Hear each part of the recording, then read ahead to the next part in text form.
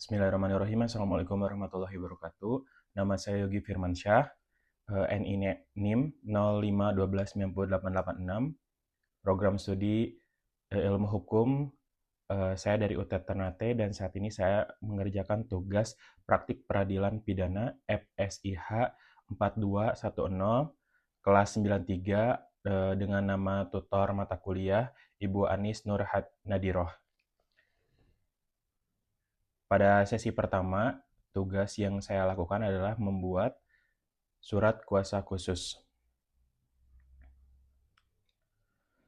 Surat kuasa khusus yang bertantangan di bawah ini, nama ayam, tempat tanggal lahir, Lampung 5 Mei 2001, jenis kelamin laki-laki, pekerjaan mahasiswa, alamat Jalan Kenangan nomor 15 Bandar Lampung. Selanjutnya disebut sebagai pemberi kuasa. Dalam hal ini memilih kedudukan hukum di kantor kuasanya tersebut di bawah ini dengan memberikan kuasa dengan hak substitusi dan retensi kepada yang pertama Yogi Firmansyah SH LLM, yang kedua Muhammad Kaifan Drajaki SHMH.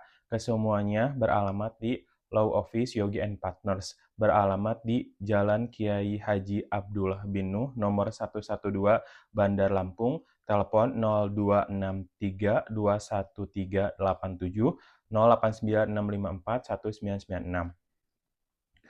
Khusus untuk dan atas nama pemberi kuasa, bertindak sebagai penasihat hukum terhadap perkara pidana dan berkedudukan sebagai terdakwa dalam perkara tindak pidana dugaan tindak pidana pembunuhan yang terjadi pada hari Rabu tanggal 2 Februari 2024 di kos korban yang beralamat di Jalan Melati, Bandar Lampung, sebagaimana telah ditangani oleh Kepolisian Resor Metro Lampung.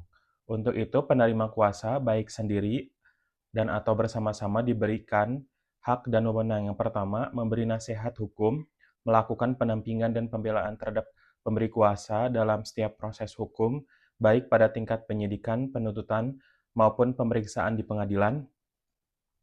Yang kedua, menghadap dan berbicara kepada penyidik, penuntut umum, hakim, serta pihak-pihak lain yang berkaitan dengan perkara ini. Ketiga, mengajukan permohonan penangguhan penahanan, pra-peradilan, serta upaya hukum lainnya yang dianggap perlu demi kepentingan hukum pemberi kuasa. 4. Menandatangani dan menerima surat-surat yang berhubungan dengan perkara ini. 5. Melakukan upaya-upaya sesuai dengan ketentuan peraturan perundang-undangan yang berlaku guna untuk kepentingan pemberi kuasa. Demikian surat kuasa ini diberikan untuk dipergunakan sebagaimana mestinya. Bandar Lampung, 10 Februari 2024, pemberi kuasa ayam, penerima kuasa hukum Yogi Firmansyah dan Muhammad Kaifan Drajaki. Tugas 2, membuat berita acara pemeriksaan tersangka. Kepolisian Negara Republik Indonesia Resor Metro Lampung, Pro Justistia. Berita acara pemeriksaan tersangka nomor BAP _34 _2 2024 Reskrim.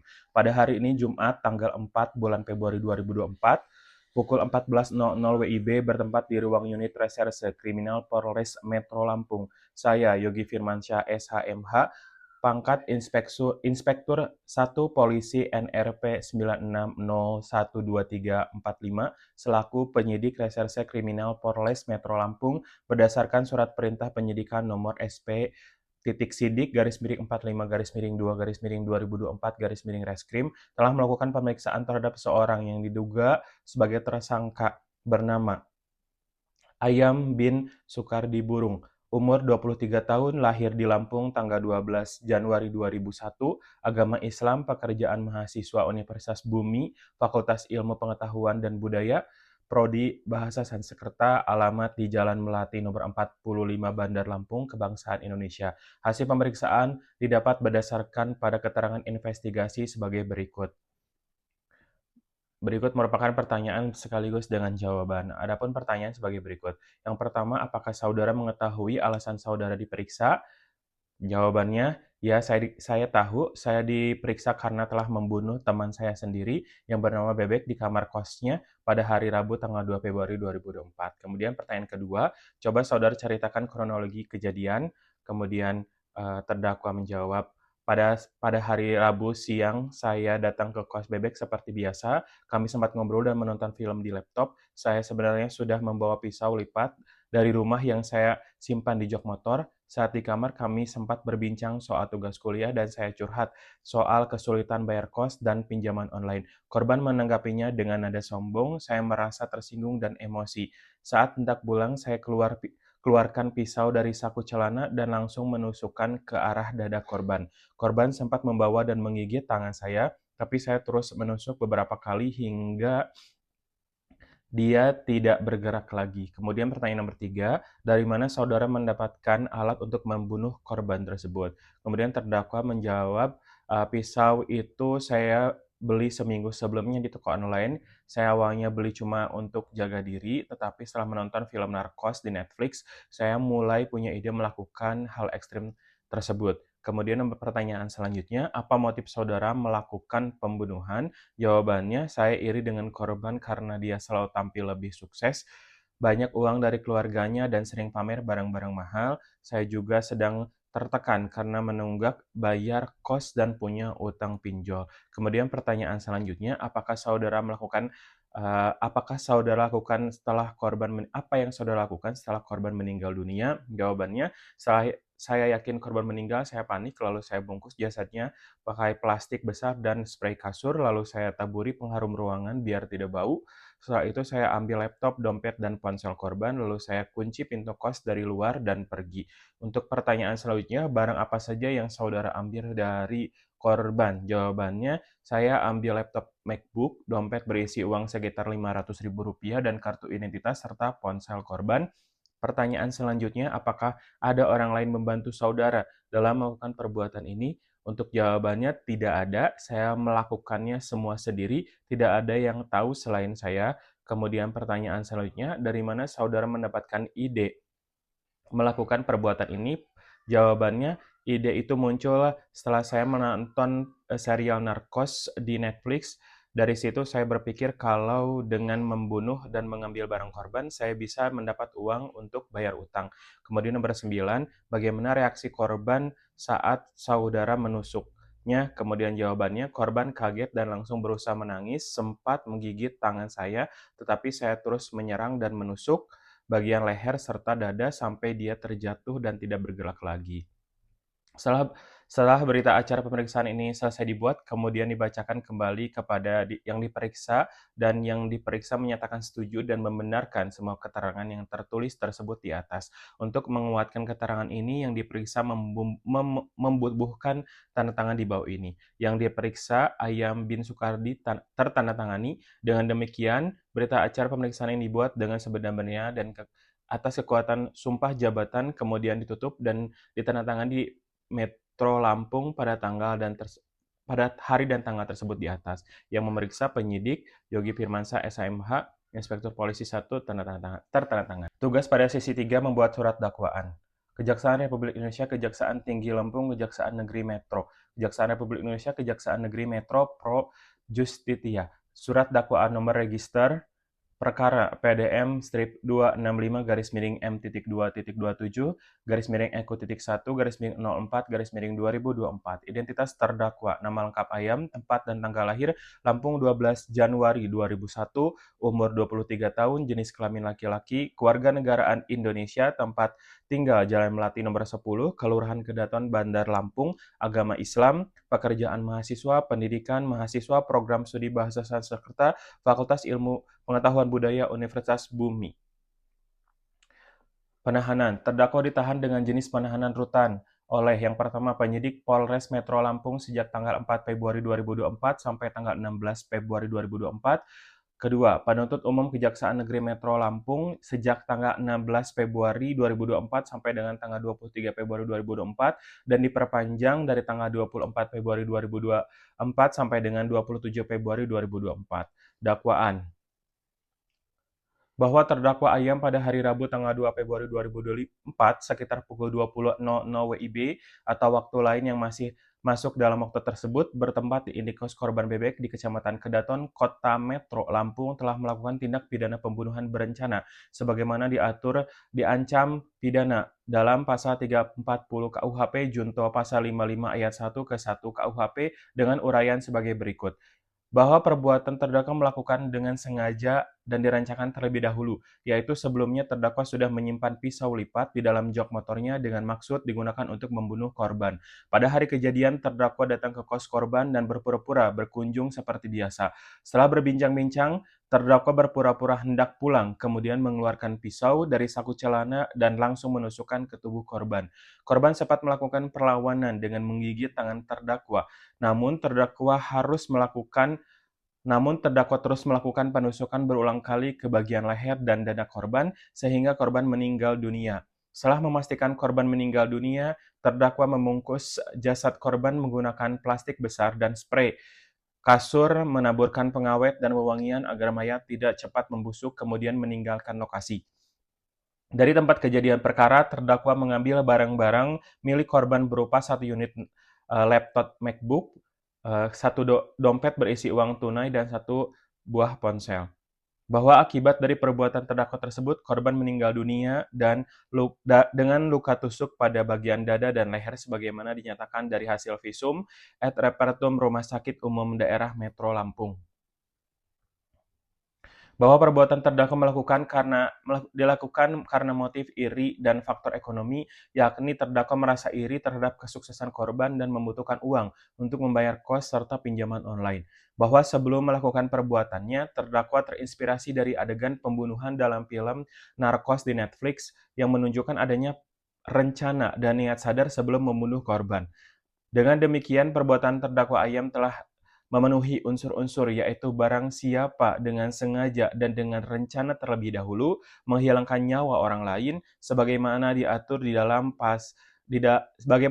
dan diancam pidana dalam pasal 340 KUHP junto pasal 55 ayat 1 KUHP.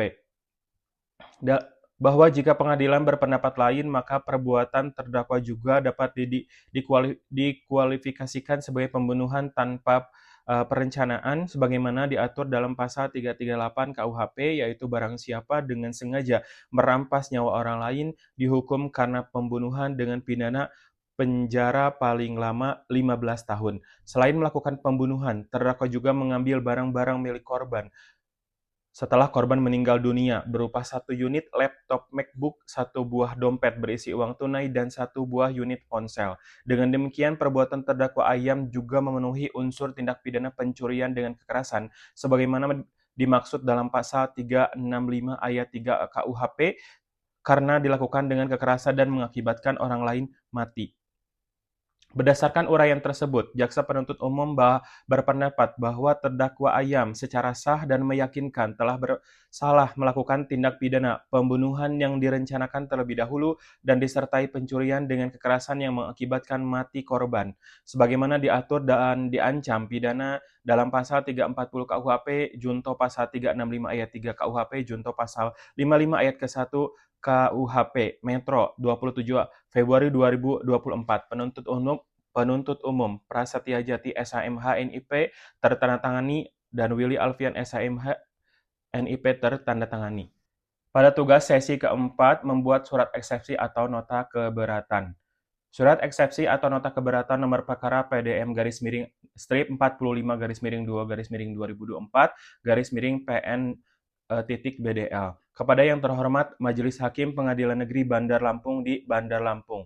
Identitas penasehat hukum. Yang bertanda tangan di bawah ini nama Yogi Firmansyah SH, pekerjaan advokat atau penasehat hukum, alamat kantor di Jalan Bumi Pertiwi nomor 270 Bandar Lampung, bertindak untuk dan atas nama serta sebagai penasehat hukum terdakwa. Nama lengkap Ayam, umur dan tanggal lahir Lampung 12 Januari 2001, umur 23 tahun, pekerjaan mahasiswa Universitas Bumi, Prodi Bahasa Sanskerta, alamat Jalan Melati nomor 45 Bandar Lampung. Berdasarkan surat kuasa khusus tertanggal 10 Februari 2024, dengan ini kami mengajukan eksepsi atau nota keberatan terhadap surat dakwaan Jaksa Penuntut Umum nomor register perkara PDM strip 45 garis miring 2 garis miring 2024 garis miring PN titik BDL tertanggal 27 Februari 2024 dengan alasan-alasan sebagai berikut. Yang pertama, dasar eksepsi A. Keberatan formil. 1. Dakwaan tidak cermat dan kabur.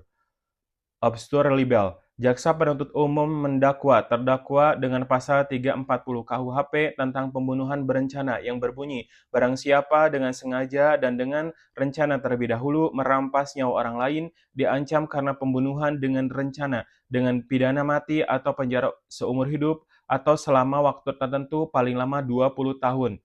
Namun, dalam uraian dakwaannya, jaksa penuntut umum tidak menjelaskan secara konkret dan rinci mengenai unsur dengan rencana terlebih dahulu. Dakwaan hanya menyebut bahwa terdakwa menyimpan pisau di motor dan menonton film narkos sebelum kejadian.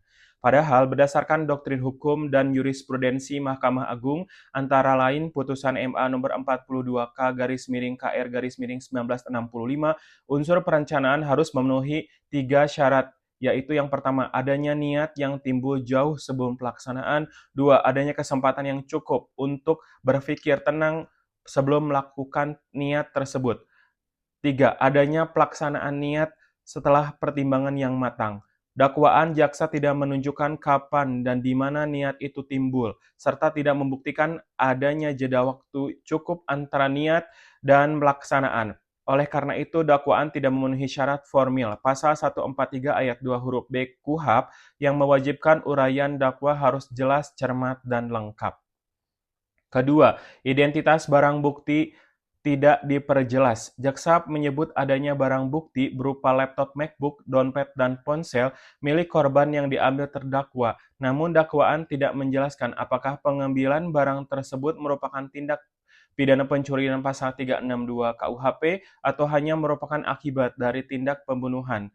Ketidakjelasan ini menyebabkan dakwaan kabur dan berpotensi menimbulkan multitafsir terhadap tindak pidana yang didakwakan. B. Keberatan material. 1. Unsur dengan rencana terlebih dahulu tidak terpenuhi. Dari uraian fakta, pembunuhan terjadi secara spontan setelah terjadi interaksi dan obrolan di kamar kos korban. Tidak ditemukan fakta adanya jeda waktu atau niat yang telah matang sebelumnya. Menyimpan pisau di motor bukan serta-merta bukti adanya perencanaan, karena pisau lipat dapat digunakan untuk kepentingan lain, alat pribadi, alat kerja, atau hobi. Oleh karena itu, perbuatan terdakwa lebih tepat dikualifikasikan pada pasal 338 KUHP tentang pembunuhan tanpa rencana, bukan pasal 340 KUHP. 2. Motif iri dan faktor ekonomi bukan bukti perencanaan. Jaksa mendalilkan bahwa terdakwa iri terhadap kesuksesan korban dan terlilit utang. Namun, motif bukanlah unsur dari pembunuhan berencana. Motif hanya menjelaskan latar belakang psikologis, bukan bukti hukum atas adanya rencana pembunuhan. Dalam doktrin hukum pidana, unsur perencanaan harus dibuktikan melalui rangkaian tindakan nyata yang menunjukkan adanya persiapan matang, bukan sekedar perasaan iri atau kesulitan ekonomi. 3. Adanya unsur provokasi dan pertahanan diri sebagian. Berdasarkan keterangan terdakwa, korban sempat melawan dan menggigit tanpa tangan terdakwa yang dapat memicu tindakan spontan terdakwa. Hal ini dapat menunjukkan unsur pembelaan diri yang berlebihan sebagaimana diatur dalam pasal 49 ayat 2 KUHP, sehingga perlu dipertimbangkan oleh majelis hakim dalam menilai unsur kesengajaan. 2. Permohonan. Berdasarkan uraian di atas, kami selaku penasihat hukum terdakwa memohon kepada Majelis Hakim Pengadilan Negeri Bandar Lampung yang memeriksa dan mengadili perkara ini untuk yang pertama, menerima dan mengabulkan eksepsi terdakwa atau penasihat hukum terdakwa untuk seluruhnya. 2. Menyatakan surat dakwaan jaksa penuntut umum nomor perkara PDM-45-2-2004-PDN PDL batal demi hukum atau setidaknya tidak dapat diterima. 3. Memerintahkan jaksa penuntut umum untuk memperbaiki atau menyusun kembali surat dakwaan yang jelas, cermat, dan lengkap. 4. Membebankan biaya perkara kepada negara. Demikian eksepsi ini kami ajukan atas perhatian dan kebijaksanaan Majelis Hakim yang mulia. Kami ucapkan terima kasih. Bandar Lampung, 5 Maret 2024, Penasehat Hukum Yogi Firmansyah SH, tertandatangani. Selanjutnya tugas pada sesi kelima, membuat putusan sela amar putusan sela. Putusan sela amar putusan sela nomor PDM strip 45 garis miring 2 garis miring 2024 garis miring PN titik BDL. demi keadilan berdasarkan ketuhanan yang Maha Esa. Pengadilan Negeri Bandar Lampung yang memeriksa dan mengadili perkara pidana atas nama Ayam. Tempat tanggal lahir Lampung 12 Januari tahun 2021, tahun 2001, umur 23 tahun, pekerjaan mahasiswa Universitas Bumi, Prodi Bahasa Sanskerta, alamat Jalan Melati nomor 45 Bandar Lampung. Telah membaca dan mempertimbangkan surat dakwaan Jaksa Penuntut Umum Kejaksaan Negeri Bandar Lampung nomor register perkara PDM strip 45 2024 PN BDL. 2. Surat eksepsi atau nota keberatan dari penasehat hukum terdakwa tanggal 20 Februari 2024. 3. Tanggapan Jaksa Penuntut Umum atas eksepsi tersebut. Menimbang bahwa eksepsi dari penasehat hukum terdakwa pada pokoknya menyatakan bahwa surat dakwaan Jaksa Penuntut Umum kabur karena tidak jelas uraian unsur dengan rencana lebih dahulu sebagaimana pasal 340 KUHP serta tidak jelasnya kedudukan barang bukti yang disebutkan dalam dakwaan. Bahwa setelah majelis hakim memeriksa dengan seksama, surat dakwaan Jaksa Penuntut Umum telah memenuhi ketentuan pasal 143 ayat 2 huruf A dan B KUHP, yaitu memenuhi identitas terdakwa dan uraian perbuatan pidana secara cermat, jelas, dan lengkap. Bahwa jelas atau tidaknya unsur perencanaan merupakan hal yang akan dibuktikan dalam tahap pemeriksaan pokok perkara, sehingga tidak tepat dijadikan dasar untuk menggugurkan dakwaan pada tahap eksepsi. Bahwa oleh karena itu, eksepsi atau nota keberatan dari penasihat hukum terdakwa tidak beralasan hukum dan harus ditolak seluruhnya. Mengingat pasal 143 ayat 2 KUHP, pasal 156 ayat 1 dan 2 KUHP, serta ketentuan peraturan perundang-undangan lainnya yang bersangkutan, mengadili 1. Menolak eksepsi atau nota keberatan yang diajukan oleh penasihat hukum terdakwa seluruhnya. 2. Menyatakan bahwa surat dakwaan Jaksa Penuntut Umum nomor register perkara tersebut telah memenuhi syarat formil dan material sebagaimana diatur dalam pasal 143 ayat 2 KUHP. 3. Memerintahkan agar pemeriksaan perkara pidana atas nama terdakwa Ayam dilanjutkan ke tahap pemeriksaan pokok perkara. 4. Membebankan biaya perkara akan ditetapkan dalam putusan akhir. Demikian diputuskan dalam musyawarah Majelis Hakim Pengadilan Negeri Bandar Lampung pada hari Senin, tanggal 25 Maret 2024 oleh kami Majelis Hakim yang terdiri dari: pertama, Yogi Firmansyah SHMH selaku Hakim Kedua. 2. Kaifandra Jaki SHMH selaku Hakim Anggota. 3. Cutsipa Amanda SHMH selaku Hakim Anggota. Putusan ini diucapkan dalam sidang terbuka untuk umum pada hari itu juga dan dihadiri oleh Jaksa Penuntut Umum, terdakwa, dan penasihat hukumnya. Ketua Majelis Hakim Yogi Firmansyah SHMH tertandatangani, Hakim Anggota Kaifandra Jaki SHMH tertandatangani, dan Panitera Aulila Caroline SH tertandatangani. Selanjutnya tugas sesi ke-6, menganalisa dan membedakan alat bukti dan barang bukti pada perkara peradilan pidana. Kronologi kasus pembunuhan. Mahasiswa Universitas Bumi bernama Bebek 19 tahun, korban tewas dibunuh teman karibnya sendiri bernama Ayam 23 tahun, terjadi pada hari Rabu tanggal 2 Februari 2024 di indekos korban.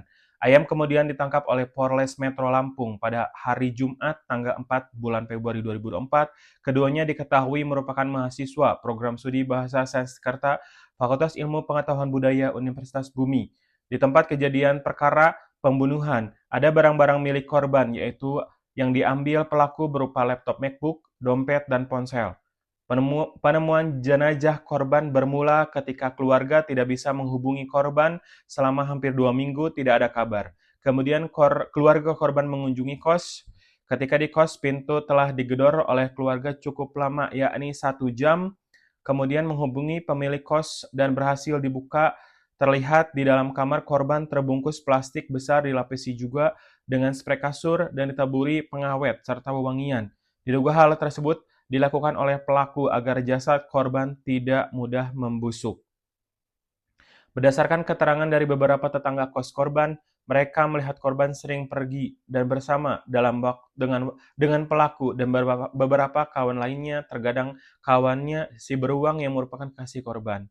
Beberapa tetangga kos juga memberikan keterangan bahwa korban juga sering kali mengajak beruang menginap di kos kamar korban. Selain Ayam sebagai pelaku, dan tetangga melihat hubungan antara pelaku dengan korban ketika di kos baik-baik saja dan tidak ada pertengkaran.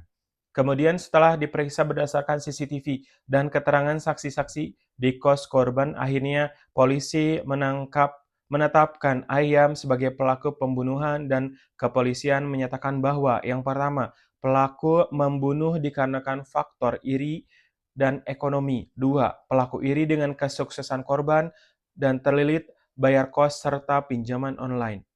3. Pembunuhan dilakukan oleh pelaku terinspirasi film Narcos di Netflix sebelum melakukan aksinya. 4. Namun pelaku sudah menyimpan pisau lipat di dalam jok motornya. Setelah tiba di kos korban, pelaku mengambil pisau lipat dan memasukkan ke saku celananya. 5. Pelaku sempat berpura-pura hendak pulang, lalu mengeluarkan pisau dan menusuk korban. 6. Setelah berada di dalam kamar kos, pelaku dengan korban mengobrol-ngobrol. Pada saat pelaku mau pulang, pelaku langsung mengeluarkan pisau dan dari dalam kantong celananya selanjutnya ditusukkan ke dalam bagian badan korban. 7. Korban sempat melawan dengan cara menggigit tangan pelaku, namun pelaku menikam leher dan dada korban berulang kali hingga akhirnya tumbang. Pertanyaan analisanya adalah sebagai berikut. Yang pertama, berdasarkan kasus tersebut, manakah yang dinamakan barang bukti dan mana saja yang dapat disebut alat bukti dalam peradilan pidana? Jawabannya, dalam hukum acara pidana Indonesia, terdapat pembedaan yang jelas antara barang bukti dan alat bukti. Berdasarkan ketentuan pasal 184 ayat 1 KUHP, alat bukti adalah instrumen yuridis yang secara limitatif telah ditentukan undang-undang, yaitu keterangan saksi, keterangan ahli, surat, petunjuk, dan keterangan terdakwa. Prinsip pembatasan alat bukti ini ditegaskan pula dalam modul yang menjelaskan bahwa alat bukti merupakan dasar yang sah bagi hakim untuk menilai benar atau tidaknya tuduhan yang diajukan penuntut umum terhadap terdakwa. Berbeda dengan alat bukti, barang bukti tidak disebut dalam pasal 184 KUHP. Barang bukti adalah benda yang berkaitan langsung dengan tindak pidana, baik sebagai alat yang dipakai untuk melakukan perbuatan, objek yang menjadi sasaran kejahatan, maupun hasil kejahatan. Di dalam modul UT menjelaskan bahwa barang bukti berfungsi menunjang pembuktian, namun bukan merupakan alat bukti itu sendiri. Barang bukti hanya memperoleh kekuatan pembuktian ketika ia kemudian melahirkan salah satu jenis alat bukti, seperti petunjuk atau surat. Dalam kasus pembunuhan yang menimpa mahasiswa Bumi bernama Bebek, ditemukan sejumlah barang yang termasuk kategori barang bukti.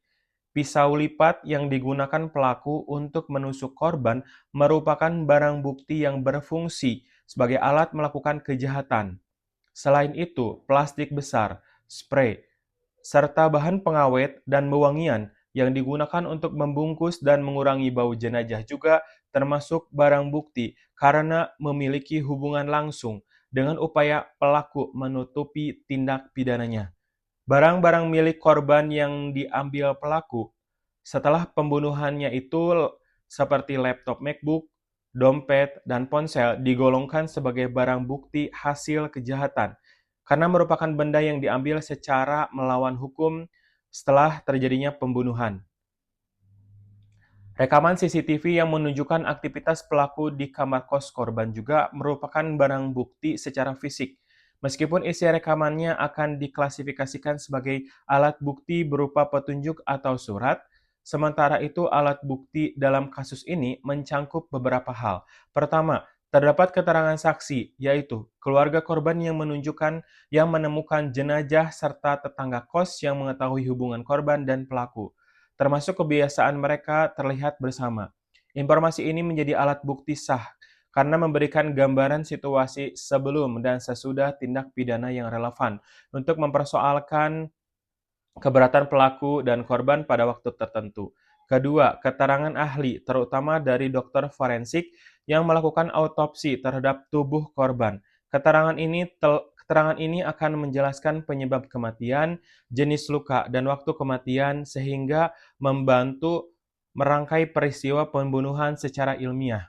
Bisa juga terdapat ahli digital forensik terkait analisis CCTV. Ketiga, alat bukti berupa surat yang meliputi visum et repertum, laporan polisi, dan berita acara pemeriksaan atau BAP. Keempat, terdapat petunjuk yang diperoleh dari hasil rekaman CCTV, kecocokan pisau lipat dengan luka pada tubuh korban, serta penemuan barang-barang korban yang diambil pelaku. Menurut pasal 188 KUHP, petunjuk diperoleh dari alat bukti lainnya, sehingga barang bukti dalam kasus ini menjadi dasar kuat bagi munculnya petunjuk. Kelima, keterangan terdakwa, yaitu pengakuan pelaku bahwa ia membunuh korban karena motif iri dan kesulitan ekonomi, serta pengakuan mengenai cara pelaku menusuk korban berulang kali. Meskipun keterangan terdakwa tidak dapat berdiri sendiri, tetapi apabila didukung alat bukti lainnya, nilainya menjadi kuat. Dalam ringkasannya, barang bukti dalam perkara ini adalah benda-benda yang berkaitan langsung dengan tindak pidana, yaitu pisau lipat, plastik, dan sprei penutup mayat. Bahan pengawet, laptop ponsel, dompet, dan rekaman CCTV. Adapun alat bukti adalah instrumen hukum yang berasal dari keterangan saksi, keterangan ahli, surat petunjuk lahir dari barang bukti, serta kondisi di TKP, dan keterangan terdakwa. Dengan demikian, seluruh struktur pembuktian dalam kasus ini sejalan dengan teori pembuktian yang diatur dalam KUHP dan diajarkan dalam modul resmi praktik peradilan pidana. Kemudian, untuk pertanyaan nomor 2, apakah barang bukti pada kasus tersebut dapat dikonversi menjadi alat bukti dan bagaimana caranya? Untuk jawabannya, dalam hukum acara pidana Indonesia, dikenal perbedaan antara alat bukti dan barang bukti. KUHP hanya mengenal 5 jenis alat bukti yang sah menurut pasal 184 ayat 1, yaitu keterangan saksi, keterangan ahli, surat petunjuk, dan keterangan terdakwa. Sementara itu, barang bukti merupakan benda yang disita penyidik karena diduga terkait dengan tindak pidana, baik digunakan untuk melakukan kejahatan, hasil kejahatan, atau benda yang menjadi objek kejahatan. Dalam modul dijelaskan bahwa barang bukti adalah benda sitaan yang dipergunakan untuk mendukung proses pembuktian dalam persidangan.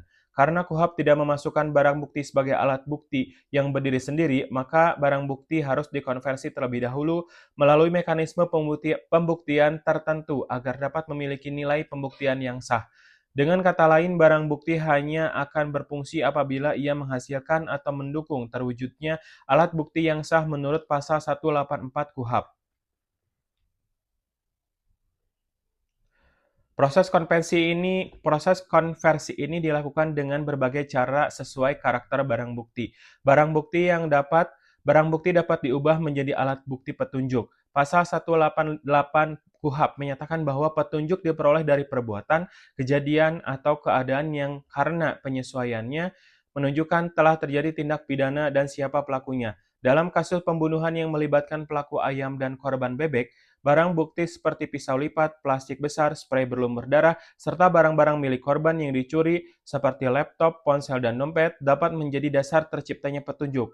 Semua barang bukti ini setelah diperiksa dan dicocokkan dengan fakta lain seperti hasil visum, rekaman CCTV, serta keterangan saksi kos dan dapat membentuk rangkaian petunjuk yang menegaskan bahwa pelaku memang melakukan perbuatan pembunuhan yang dirancang dan disadarinya. Selain itu, barang bukti dapat berubah menjadi alat bukti surat, terutama melalui pembuatan dokumen resmi oleh penyidik, seperti berita acara penyitaan, BAP sita, berita acara pemeriksaan TKP, maupun visum et repertum terhadap jenazah korban. Semua dokumen ini merupakan alat bukti surat sebagaimana dimaksud dalam pasal 187 KUHP. Tanpa berita acara, barang bukti fisik hanya berupa benda biasa yang tidak memiliki nilai pembuktian di persidangan. Barang bukti juga dapat melahirkan alat bukti keterangan ahli. Misalnya, pisau lipat yang digunakan untuk menusuk korban akan diperiksa oleh ahli forensik yang menemukan sidik jari atau bekas darah, sedangkan jenazah korban akan diperiksa untuk mengetahui luka tusukan, waktu kematian, dan penyebab kematian. Pendapat ilmiah ahli forensik yang dituangkan dalam visum merupakan alat bukti sah menurut pasal 184 ayat 1 KUHP. Modul UT juga menjelaskan bahwa barang bukti fisik merupakan dasar utama pemeriksaan ahli dalam perkara pidana. Tidak hanya itu, barang bukti juga berperan dalam memperkuat alat bukti keterangan saksi, karena saksi akan menjelaskan pengetahuannya tentang barang-barang tersebut. Misalnya, saksi kos yang melihat pelaku terakhir kali masuk ke kamar korban atau saksi mengenali barang milik korban yang hilang. Bahkan, barang bukti dapat memperkuat keterangan terdakwa apabila terdakwa mengakui penggunaan atau penguasaan barang bukti itu. Dalam konteks kasus pembunuhan bebek, seluruh barang bukti yang ditemukan dapat dikonversi menjadi alat bukti yang sah. Pisau lipat menjadi petunjuk karena merupakan alat yang digunakan pelaku, sekaligus menjadi dasar keterangan ahli melalui pemeriksaan forensik. Barang-barang korban yang dicuri menunjukkan adanya motif ekonomi, mendukung keterangan terdakwa dan saksi bahwa pelaku memiliki masalah keuangan. Rekaman CCTV menjadi petunjuk yang memperkuat posisi pelaku sebagai orang terakhir yang bersama korban. Plastik besar, spray wewangian yang digunakan pelaku untuk menutupi mayat menjadi petunjuk yang menggambarkan adanya upaya menghilangkan jejak kejahatan. Semua ini disahkan melalui BAP dan pemeriksaan ahli sehingga memenuhi unsur-unsur alat bukti. Dengan demikian, dapat disimpulkan bahwa barang bukti memang dapat dikonversi menjadi alat bukti melalui proses formal, yaitu pemeriksaan ahli, penyusunan berita acara, analisis penyesuaian fakta, serta keterangan saksi dan terdakwa yang menghubungkan barang bukti dengan peristiwa pidana. Konversi ini diperlukan karena KUHP hanya mengakui 5 alat bukti yang sah. Tanpa proses konversi tersebut, barang bukti tidak memiliki kekuatan pembuktian di hadapan hakim. Demikian. Tugas sesi ke-7, membuat surat tuntutan. Kejaksaan Republik Indonesia, Kejaksaan Tinggi Lampung, Kejaksaan Negeri Bandar Lampung. Pro Justitia. Surat tuntutan nomor register perkara PDM strip 45 2 2024 PN BDL. Kejaksaan Negeri Bandar Lampung. Identitas terdakwa, nama lengkap, Ayam, tempat dan tanggal lahir, Lampung, 12 Januari 2001, umur 23 tahun, jenis kelamin laki-laki, kewarganegaraan Indonesia, tempat tinggal, Jalan Melati nomor 45, Kelurahan Kedaton, Bandar Lampung, agama Islam, pekerjaan mahasiswa, pendidikan, mahasiswa program studi bahasa Sanskerta, Fakultas Ilmu Pengetahuan Budaya, Universitas Bumi. Dakwaan, bahwa terdakwa Ayam telah didakwa dengan surat dakwaan nomor register perkara PDM strip 45 2 2024 PN BDL dengan uraian dakwaan primer melanggar pasal 340 KUHP menyatakan barang siapa dengan sengaja dan dengan rencana terlebih dahulu merampas nyawa orang lain. Dakwaan subsidiar melanggar pasal 338 KUHP menyatakan barang siapa dengan sengaja merampas nyawa orang lain. Fakta yang terungkap di persidangan. 1. Bahwa korban bebek 19 tahun ditemukan meninggal dunia di kamar kosnya pada tanggal 2 Februari 2024 dengan beberapa luka tusukan pada bagian leher dan dada.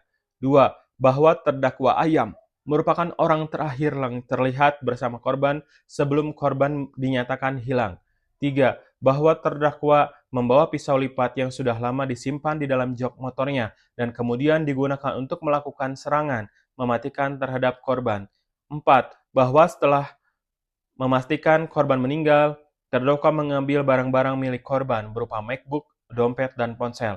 5. Bahwa terdakwa berupaya menyembunyikan jenazah korban dengan membungkusnya menggunakan plastik besar, spray pengawet, dan pewangi, bertujuan agar tidak tercium bau busuknya. 6. Bahwa motif terdakwa adalah iri hati, tertekan ekonomi, dan lilitan pinjaman online, serta terdakwa mengaku terinspirasi dari adegan serial Narcos di Netflix.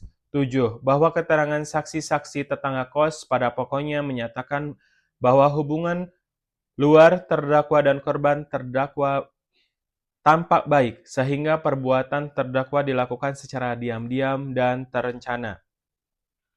Analisis yuridis. 1. Pada unsur pasal 30 pada unsur pasal 340 KUHP, tindak pidana pembunuhan berencana berupa barang siapa berdasarkan kronologi dan pembuktian terbukti yaitu terdakwa Ayam dengan sengaja berdasarkan kronologi dan pembuktian terbukti terdakwa Ayam memiliki mens area berupa kehendak dan kesadaran penuh untuk menghilangkan nyawa korban. Hal ini ditunjukkan dari tindakan terdakwa yang sejak sebelum bertemu korban telah mempersiapkan pisau lipat yang disimpan di dalam jok motornya. Kemudian mengambilnya dan memasukkannya ke dalam saku celana sesaat sebelum menemui korban di kamar kos. Terdakwa juga telah memikirkan serta merencanakan pembunuhan tersebut karena motif iri hati serta atas kesuksesan korban dan faktor ekonomi yang menimpanya. Bahkan terdakwa mendapatkan inspirasi dari tayangan film Narcos yang sebelumnya ditonton. Ketika berada di dalam kamar korban, terdakwa berpura-pura hendak pulang untuk mencari momen yang tepat, lalu dengan sadar dan tenang mengeluarkan pisau dari sakunya dan langsung menikam korban pada bagian vital secara berulang-ulang. Tetap melanjutkan serangan walaupun korban berusaha melawan. Rangkaian tindakan ini merupakan menunjukkan bahwa terdakwa mengetahui dan menghendaki akibat dari perbuatannya. Terdakwa mengetahui dan menghendaki akibat dari perbuatannya, yaitu hilangnya nyawa korban. Dengan uraikan perbuatan tersebut dilakukan oleh terdakwa Ayam dengan cara datang ke kamar kos korban setelah terlebih dahulu mempersiapkan pisau lipat yang ia ambil dari dalam jok motornya. Setelah berada di dalam kamar, terdakwa berpura-pura hendak pulang untuk mendapatkan momentum, lalu secara tiba-tiba mengeluarkan pisau dari saku celananya dan langsung menusukkannya ke dalam tubuh korban. Terdakwa menusuk korban bagian leher dan dada serta secara berulang-ulang meskipun korban sempat melawan dengan menggigit tangan terdakwa. Setelah korban tidak berdaya dan meninggal dunia, terdakwa melanjutkan perbuatannya dengan mengambil barang-barang milik korban berupa laptop, MacBook, dompet, dan ponsel.